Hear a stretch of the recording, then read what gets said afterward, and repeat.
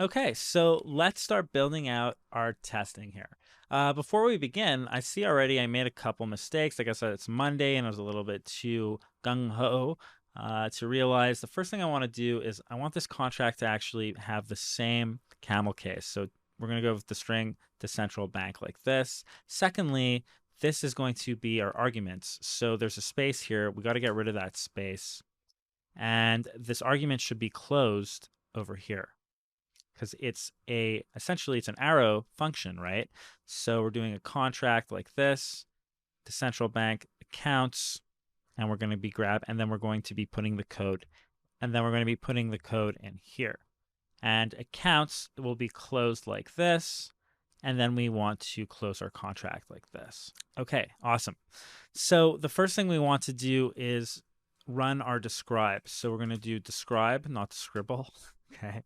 And what are we describing? Well, what's the first test that we want to run in here? Well, the first test that I want to run for us is an assertion using the Chai library. And with assertion, we can check different kind of things. So we're going to check equality. And what we want to see is that we have successful name matching on our contracts, just so we know that the contracts are being deployed correctly and uploaded to the right names. This is an important equality test. So to do that, we're going to go with mock tether deployment. All right. And now everything that we put in our describe essentially is going to run the test that we want to create. It's the description of our test. You can think of it like that. So mock tether deployment, we want to run this asynchronously. So we're going to bring in our async pattern here with the arrow function. And now we're going to use it. And it allows us to bring in a description. So what we want to say is it matches name successfully. It matches names successfully. That's pretty good English. Okay. And then within it, just like within description, now we can work within our it parameter and we can run another async pattern here to fetch our information because we're going to need to get our contract information to make sure these tests run successfully.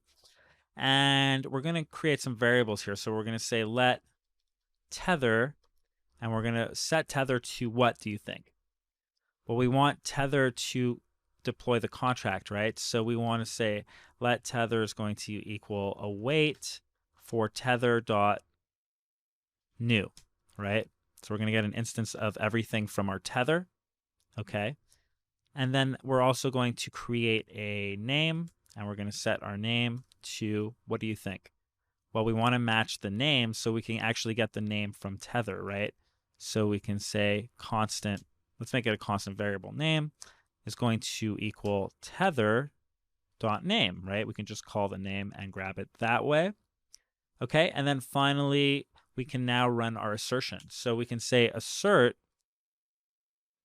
dot equal, and we can put in what we need for this. So we want to say that the name, or what do you, and equal, and this is essentially where we're running the logic for the test itself. So what do you think it should be equal to? Go ahead and give that a try. All right, hopefully you had some success giving that a shot. If not, don't worry about it. Let's go through it together. So what we want to happen in here is that we want the name, okay? Because remember, we want to match the name successfully to equal a string value. And what is the string value? Well, the string value will be actually the name, right, of whatever it is. And in this case, it's something like mock tether token. Okay, so let's go ahead and save this and give this save this and actually run this test and see if we've written everything out correctly, didn't make any mistakes here, and that it's hooked up and we can actually run this and that it's hooked up correctly as well, and Mocha can be running tests for us. So we're going to go back into our terminal. Okay, and now that we're back in our terminal, all we have to do is run truffle test. So fingers crossed that we got this right. All right, so everything compiled all right, but there should be a test running. It says there's 0 passing. So that's a problem. That's a big problem. And I can't even understand exactly. It doesn't really tell me much. It says that there's nothing passing. So that means that it's not even. What does zero passing mean? Well, if we go back in our code, zero passing just means that nothing is actually happening, right? Like the code isn't even. I don't know why this is up here. Constant assert require console. That is weird. Let's get rid of that. I don't know how that even got there. So save. Well, we have our test folder, right? And oh boy. Okay, so I named the file tests with an S, but Mocha is only going to register test without an S. It's searching for the test. Effectively, what's happening is that our Mocha framework, which is coming out of Truffle here, is running through our main directory and it's searching for this test folder. But if it's called tests with an S, right, it's specific. It's not going to run some kind of AI algorithm to find tests because that could be something else that can mess up a whole lot of things. So this is a typical case of making a one letter mistake which can ruin all of your tests. So if I go back to the test folder, I want to rename it. So I'm going to go to rename here and I'm just going to get rid of the S. We'll call it test. Okay. And all right, let's go back into our truffle and run the test again. And hopefully this time Mocha is going to register the folder. So I'm going to type in truffle test. I don't have to type it in. I just press up and it comes back. And fingers crossed, this time our test will actually be identified. Everything's up to date. Same thing as last time. Oh, okay. Wow. All right. So the contract is being recognized. The test is actually running. Okay, so it says that zero is passing again, which is not great. But it also says that one is failing. And you know what? I'm actually happy about this just because it means that at least it's recognizing our test, even though our test is failing. So let's see why it's failing here. Assertion error, expected events, match name successfully. So there's an assertion error, and we were trying to assert equality for the name matching. Mock tether token to equal. So it's a little bit ambiguous, but it seems to point to me here that there's a problem with the name matching.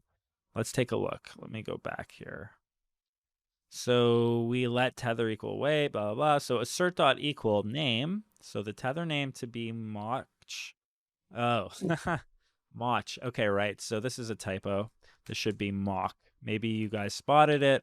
I'm just going to save that, fix that up, pretend like it never happened, go back into the truffle test, run truffle test again. All right, let's try it again. Hopefully this time it works. And we're still failing. And we're getting the same assertion error, mock tether token. So let's go back. So I want the name to equal mock tether token. If I go check in our contract, tether, mock tether token. So these names match for sure. Okay, so let's just take a look. Describe and matches name.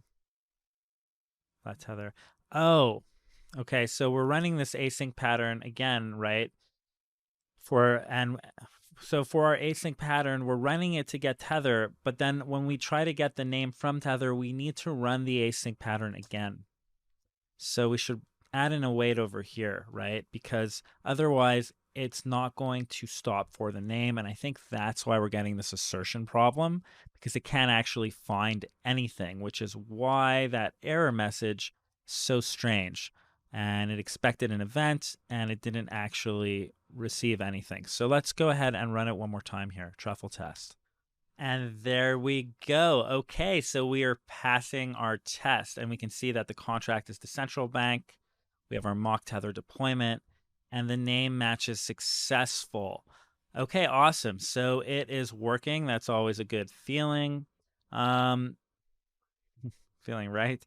Okay, so going back in our code, for your exercise, go ahead and do the same thing, but try to do it for the reward token, right?